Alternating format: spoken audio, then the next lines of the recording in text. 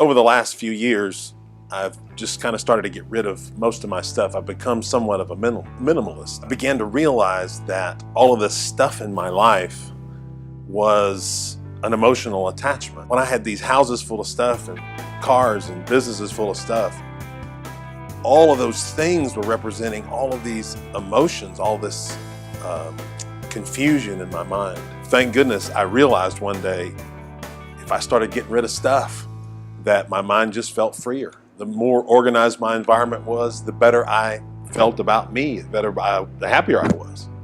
And so I've just continued on that pace, and I'm still getting rid of stuff, even today. You know what no one ever says on their deathbed? I've had the opportunity to sit with people who are dying a lot in the ministry and in my family, and nobody on their deathbed ever says, gosh, I wish I'd spent more time at work, or, if I'd just done one more deal. I used to do $1 million deals. If I could have just done a $2 million deal. I never, ever, ever heard that. What I always heard was, I wish I'd spent more time with my family. I wish I had invested in my children. I wish I had made this situation right. I hear that a lot. Wish I'd been able to forgive so-and-so. And, after hearing that for years and years and years, I just decided that that wasn't going to be me, that I was going to live my life for experiences and not for things. And again, God, thank goodness, how freeing. My mentor, Brooks, I asked him one time, I said, what do you regret from life? And he said, I don't really regret anything. And then he stopped and he thought for a minute and he said, oh wait, one thing. He said, I shot my little dog when he got sick. And he said, John, never shoot your own dog. He said, other than that, I don't regret anything from my life. He talked about how he always lived in the moment. And I decided a long time ago that was going to be me. I was going to live in the moment. I've not always been as happy as I am now, not always as contented. Well, do you have a whole garage full of stuff you'd like to sell? You may be able to get some extra cash with just the click of a mouse. A Houston salesman says that his business is booming thanks to online auctions, and you can do it too. Reporter Mark Garay explores the world of internet auctions in tonight's Eyewitness News Extra.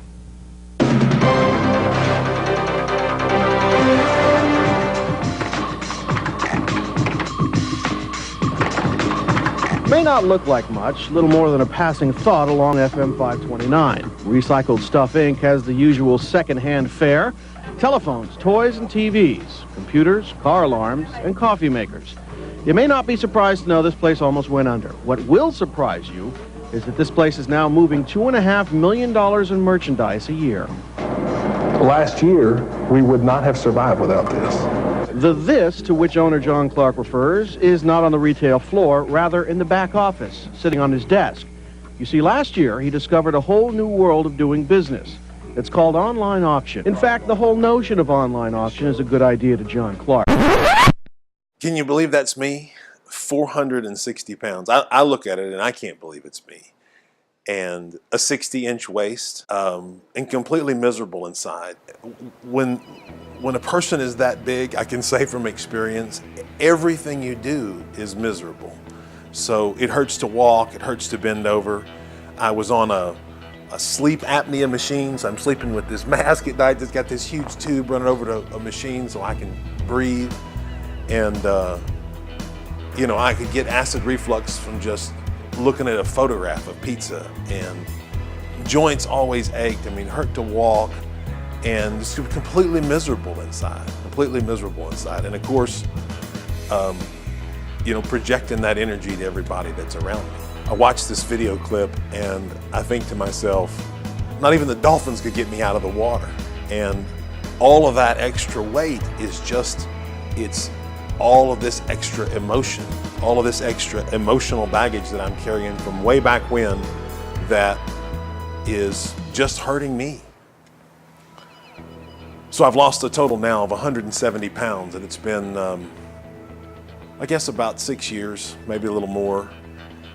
And I still keep wanting to go further. I continue to try to change my habits and live in all the truth that I know. And part of that truth is that I can't eat processed food. That it's not some of it that's bad, it's not part of it that's bad, it's all of it that is bad. And what I've got to do now in my life is I've got to eat fresh fruit and vegetables. That's the kind of life that I have to live. And so that's a truth that I'm trying to live in. And of course, that transition is a challenge, as are all things in life that really have any value.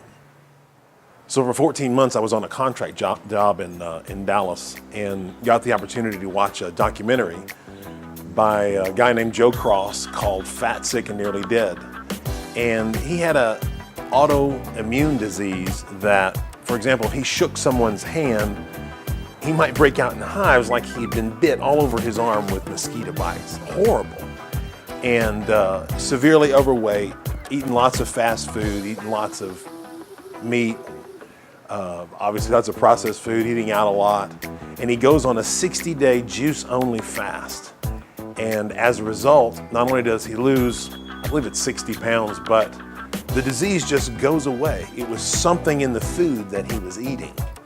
And I got inspired, and I thought, gosh, this is something we got to try, something we got to do.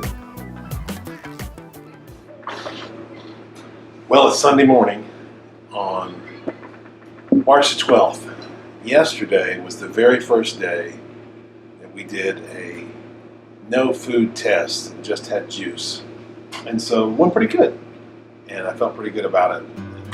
So I'm making our typical morning shake, which is really similar to Joe Cross's Mean Green, except we add pineapple into ours. A little bit more greens, I think, than he does, but it doesn't really matter. If you've been eating processed food and now you're gonna juice this and eat this, your benefit is 1,000 times more. So, spinach, always smell your spinach. Smell your spinach, it needs to smell fresh.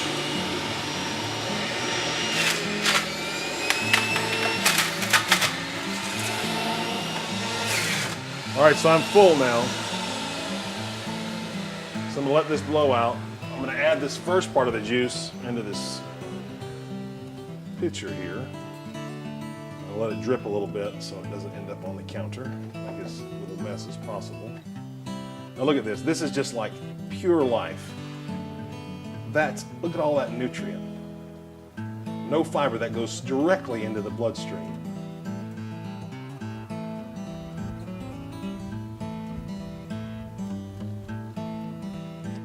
So there's a full pitcher that Adri and I split in the morning. And once it's in there, then what we do is to mix it, is just kind of pour it in and out of the glass. But I want you to look at this. And by the way, this is delicious now. My kids love this. This isn't something offensive where it sets off your gag reflex. It is absolutely delicious, and my stomach is ready for it. So.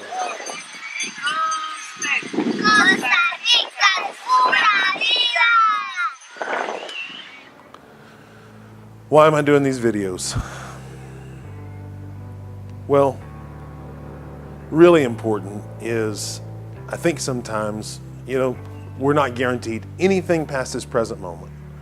So I've spent most of my life studying about spiritual things, about human behavior and spirituality and metaphysics, and I found some things that I think make people happy. And I think to myself sometimes, what if I'm just no more tomorrow?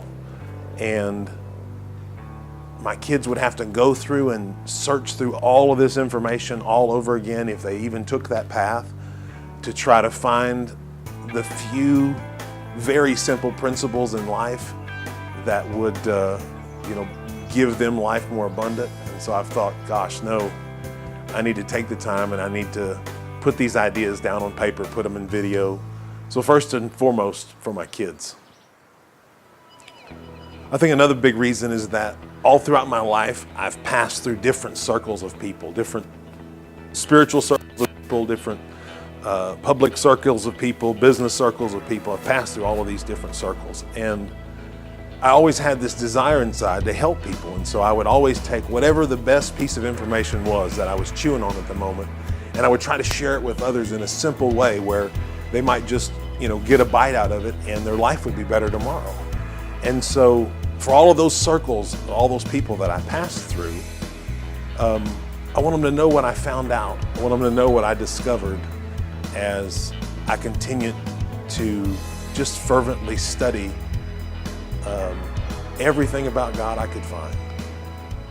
And another reason is I can see that I've been here before. I can see that I've been at the crossroads of faith and money. The crossroads of saying, okay, are you going to do what your heart desires and what you really love? Or are you going to make sure your family is secure and you've got plenty of money, whatever that is, whatever that happens to be? I can see this cycle repeating in my life. And what I don't want to do is I don't want to repeat it again. I have to push on to find the answers that I'm looking for. I have to push on to find what some people might call their calling. I have to follow it. And it's always been to teach. My calling has always been to teach people. It's what I've always been best at. But I've never believed that I could live and do it. I remember when I was really, really called to it back in the church, and I thought I would be a pastor, but then I thought, no, I really just can't give up the money. I just don't want to give up my lifestyle. And that same thought has just been with me for years and years and years.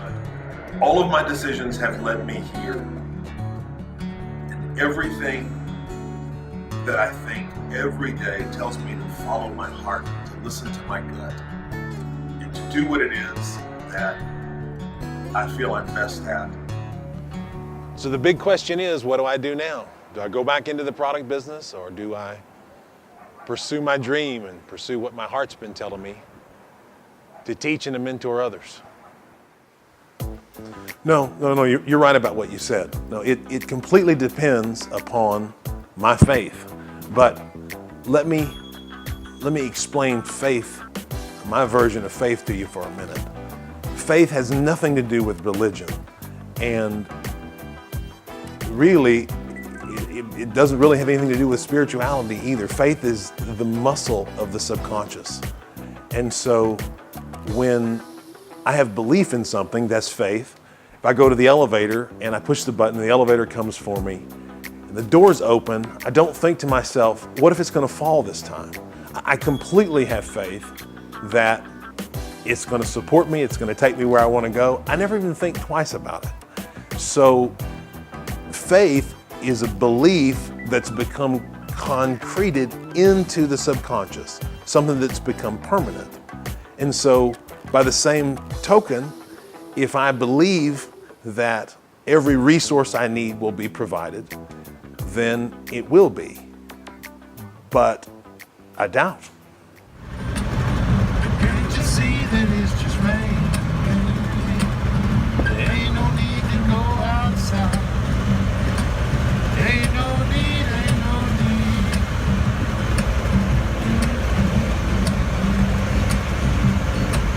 Can't you see, can't you see? living in a country full of poor people has really made me question what I do with the gifts that I've been given, because I'm always giving out my knowledge and my wisdom to people in business. And I'm always devoting the lion's share of my time to helping some organization win more money. And so after living here for almost 7 years, I think to myself, okay, what happens if that wisdom and knowledge is applied to micro business, for example, or to primary education? And what would happen if we could go into poor schools and just find really intelligent kids and give them a good education? What if we could teach people that how important it is what they think and what they believe about themselves? And so when I begin to even talk about that, that excites me way more than going and doing another deal. I decided I needed to take some kind of a step, and I decided I would just do 10 videos. So I spent some time meditating about it, and I picked out 10 subjects and said, okay, I'm gonna do at least these 10 videos, and I'm gonna talk about what I believe and tell some stories and talk about what I've come through in life, and then it'll be there for whoever. So the truth about it is if it just helps one person, then it's been completely successful. If just one person could live a more abundant or fulfilled life by listening to the sound of my voice, what's better than that? And, you know, I hope that anything that I say that's not true just falls out of the way, and that whatever I do say that is true, you know, I hope that that lasts through eternity. And I just keep asking myself over and over and over again, is my faith gonna last? How long can I make it last? How long can I go before I give in to what's safe instead of following my heart, following my dream?